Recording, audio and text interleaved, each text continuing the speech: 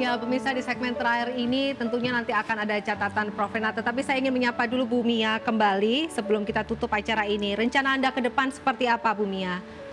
Dan apa yang Anda pelajari dari peristiwa yang terjadi kaitannya dengan pinjol ini? Rencana saya ke depan mungkin saya pengen mengajar lagi itu, terus nanti jual apa gitu sebelum ada panggilan untuk mengajar. Terus pelajarannya untuk berhati-hati lagi, tidak gerusa-gerusu untuk mengambil keputusan. Pokoknya harus hati-hati lagi, tidak mau berhubungan ini lagi. Tidak mau ya, sudah kapok ya Bu Mia? Iya. Ya, baik. Oke, Pak Tongam, apa yang perlu diperhatikan sebelum melanjutkan pinjaman online ke depannya? Seperti apa concern dari Satgas? Kami selalu mengatakan ada tips untuk melakukan pinjaman online. Yang pertama adalah pinjam hanya pada fintech lending yang terdaftar di OJK. Itu sangat penting. Daftarnya bisa dilihat di website ojk.go.id. Kemudian kami juga mengharapkan supaya masyarakat meminjam sesuai dengan kebutuhan dan kemampuan bayar. Jangan meminjam untuk menutupi pinjaman lama, gali lubang tutup lubang. Akan sangat berbahaya, makin dalam. Kemudian yang ketiga, kalau bisa memang tujuan pinjaman ini adalah untuk kegiatan produktif untuk meningkatkan perekonomian keluarga. Dan yang keempat, kami sampaikan bahwa sebelum meminjam, pahami dulu risikonya, kewajibannya. Jangan setelah meminjam nanti menyesal. Nah, mungkin banyak sekali juga mungkin ada beberapa kasus yang dihadapi masyarakat kita seperti Bu Mia ini. Apabila masyarakat sudah terlanjur masuk ke pinjaman online ilegal, kami ada sampaikan beberapa saran. Yang pertama, memang harus dilunasi. Kalau memang belum ada kemampuan bayar, silakan untuk negosiasi, restrukturisasi, pengurangan bunga, perpanjangan jangka waktu. Kemudian tolong laporkan ke kami akan blokir situs web aplikasinya. Dan juga tadi kami sampaikan, jangan coba-coba lagi kalau sudah terjebak di pinjaman online, jangan coba-coba meminjam lagi untuk menutupi pinjaman ini. Jangan sampai akan berulang. Suatu saat pasti akan kolaps. Dan apabila sudah menghadapi teror, intimidasi, dan pelecehan atau perbuatan tidak menyenangkan, kami mengharapkan memang ini segera lapor ke polisi. Dan juga blokir semua kontak yang melakukan teror intimidasi. Terima kasih. Pak Kus, singkat saja, asosiasi apa yang harus dilakukan? Sikap tegas seperti apa?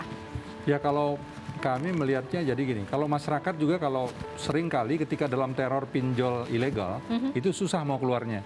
Padahal sebenarnya menurut kami itu gampang aja. Satu, kalau merasa diintimidasi, diteror, laporkan aja ke polisi. Setelah dilaporkan ke polisi, kalau pinjolnya masih nanya, ya kan, kasih tahu aja kami sudah laporkan ke polisi. Dan itu otomatis akan berhenti? Ya, disampaikan seperti itu aja ke mereka, ya kan. Artinya apa?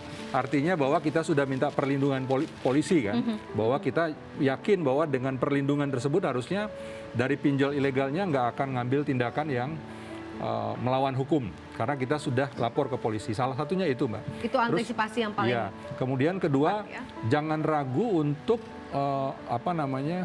melaporkan ke OJK atau melaporkan ke kami kalau untuk yang legal ya.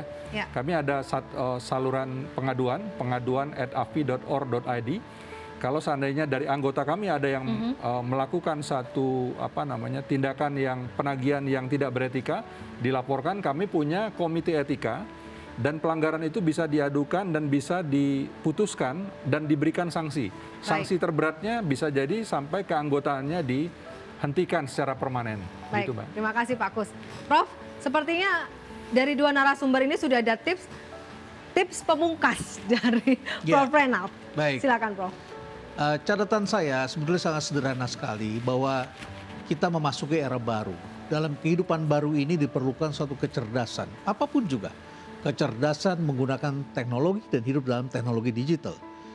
Pertama, jangan main share terhadap setiap informasi yang Anda terima. Saring dulu. Tetapi bukan hanya saring untuk orang lain. Juga informasi yang kita butuhkan. Karena pada suatu ketika kita semua juga memiliki suatu kesulitan dan kita harus mencari pinjaman. Dan pinjaman yang mudah itu tentu saja harus disikapi dengan kehati-hatian. Oleh karena itu, hidup di zaman ini memang kita harus selalu verifikasi. Tanya dulu kiri kanan, pengalaman orang lain, pelajari, baca, dan kemudian ambil pelajarannya dan pilih yang terbaik. Dari situ kehidupan Anda akan jauh lebih baik ketimbang Anda mengambil tindakan seperti orang yang terima berita tanpa baca, tanpa verifikasi, langsung sebar ke orang lain. Sama dengan pinjaman online. Terima kasih Prof. Renat. Dan terima kasih kepada semua narasumber. Bu Mia terima kasih, Pak Toman terima kasih, Terima Pak Kus kasih. terima kasih. Terima Salam kasih, sehat terima kasih. selalu. Dan kasih, tentunya pemirsa pastikan Anda tetap menyaksikan program The Indonesia Economic Club. Sampai jumpa pekan depan di jam yang sama pukul 21.00 waktu Indonesia bagian Barat. Tetap disiplin protokol kesehatan. Salam sehat.